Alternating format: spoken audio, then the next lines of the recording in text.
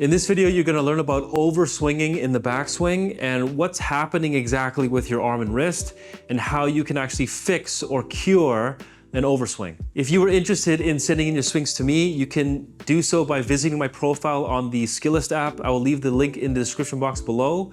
And if you do send in your swings, I can give you more specific drills and better analysis for your own specific issues.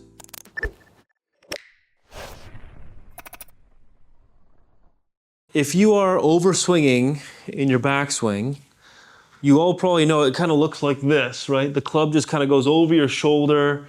It kind of disappears. Sometimes you actually even see the club like during your backswing before you're going to hit the ball, okay? There's a couple things in the body that happens that can cause the issue, but the majority of the reason is usually with poor arm and wrist movement.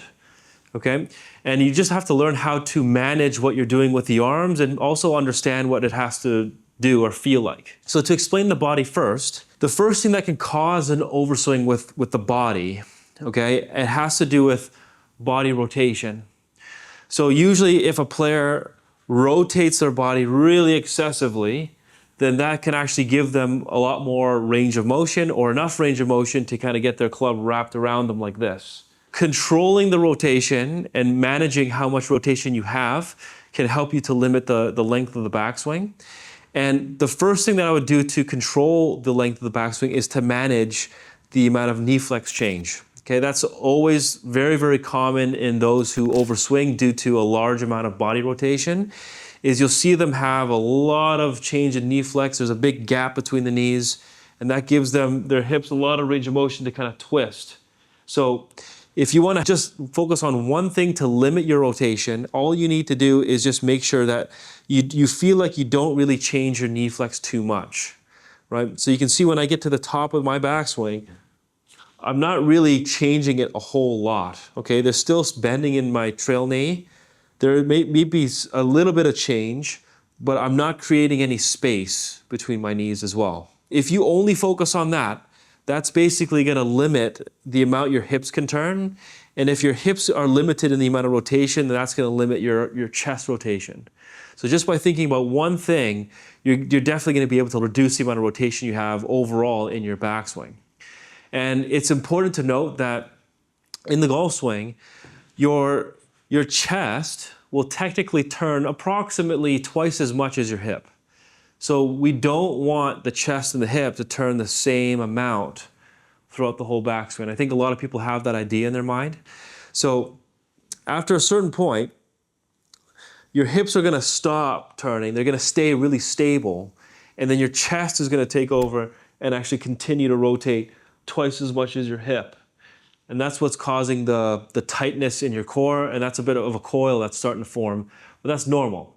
But again, you're always going to have some amount of bending in that trail knee to help manage or limit the amount of hip turn that you have. So the second body movement that can cause an overswing is extension and flex. Okay, so that's you basically in the backswing, you pointing your chest really up this way. Okay, so from this front view, it would kind of look like this. So you can kind of see that as I've turned, my chest also extends back, but if I overextend, I get into this kind of reversed spine angle position, and that actually gives my arms a lot of range of motion here to kind of raise up really high and possibly get the club like way over my shoulder like this, okay?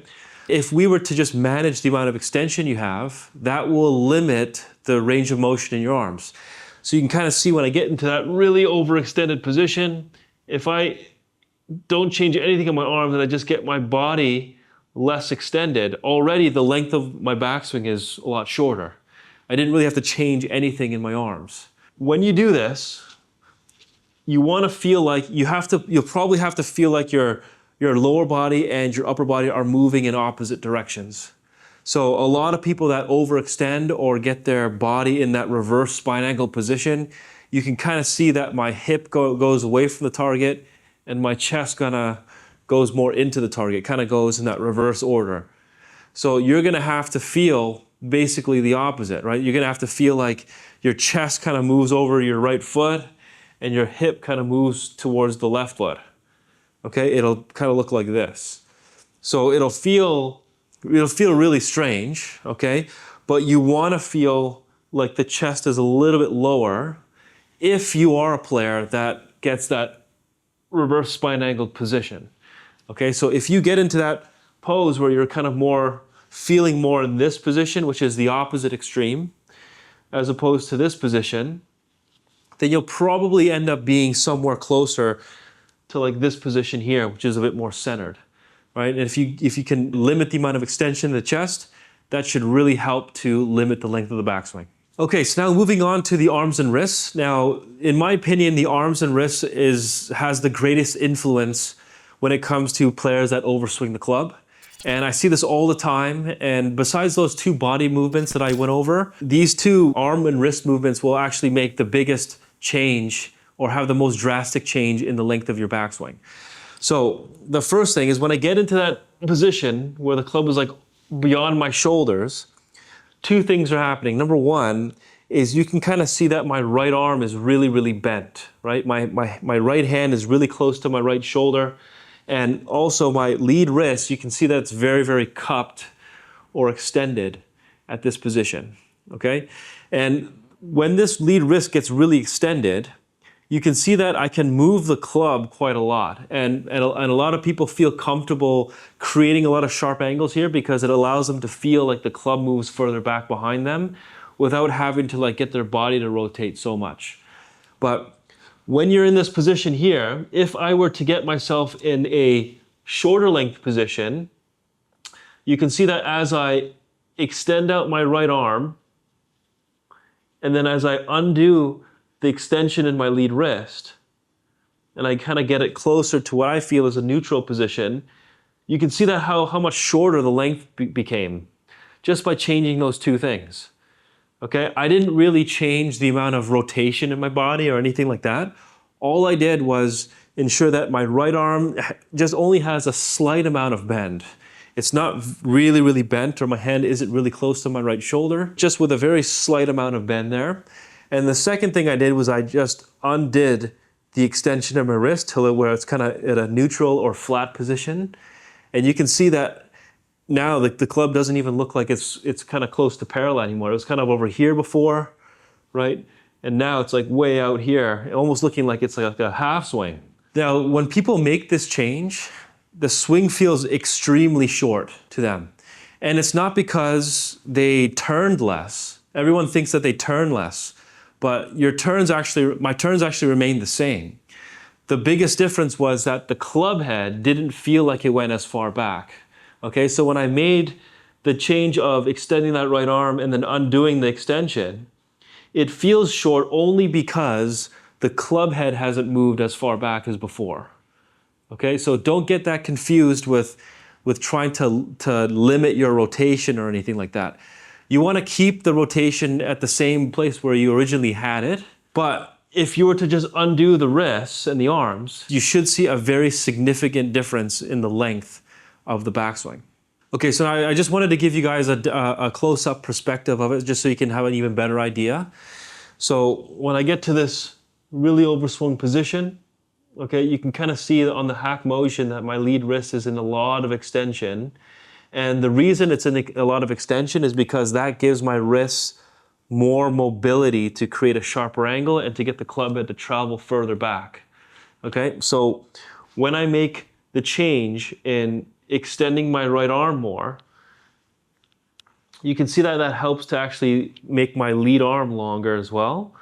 Okay, and then when I actually undo the extension and get my wrist more and more flexed, kind of to where my wrist feels neutral, you can really see how everything became a lot shorter and I didn't have to change the amount of rotation in my body. Okay, so again, that overswung position, you want to feel like your right arm stays a lot more extended. That should help to keep your lead arm feeling a lot more stretched out. And then you want to feel like you're undoing or you have a lot less extension. And when you do that, you can see that the shaft of the club and my lead arm creates a much wider angle. And you only want it to go about 90 degrees. Okay, that's all you really need. If it's a little bit sharper, fine, that's okay. But it has to feel a lot wider at the top of your backswing than you're used to. Okay, and you can see that when I get the shaft wider and wider, my lead wrist gets into more and more flex. Okay, so that's why a lot of coaches or a lot of people want you to always flex this lead wrist, is because it also helps with length, helps prevent the club face from really opening up, stuff like that. But I just wanted to show you guys that with the hack motion, just so you can see that when all I do is just make it wider, and you can see how my wrists just automatically get into more flex at the same time. And the club head doesn't travel as far back, okay? Once you kind of adjust yourself into that position, then when you make your backswing again, you want to try to feel those things. So you want to feel like your right arm stays a lot more extended, right? And then you're not adding any cupping in that lead wrist. To you, it'll feel like, it's gonna feel like this, basically, to you. That's what it's gonna feel like. It's not gonna look like that, but in comparison to this, in order for you to get in the correct position, you have to feel the opposite extreme. So the opposite extreme is like your right arm's gonna feel really, really straight than normal. You're gonna feel a really wide angle between the shaft and the lead arm, okay? And that's all you go to, right? To you, it might feel like you're doing like a 50% backswing, which is, because the club head didn't travel nearly as far back, okay?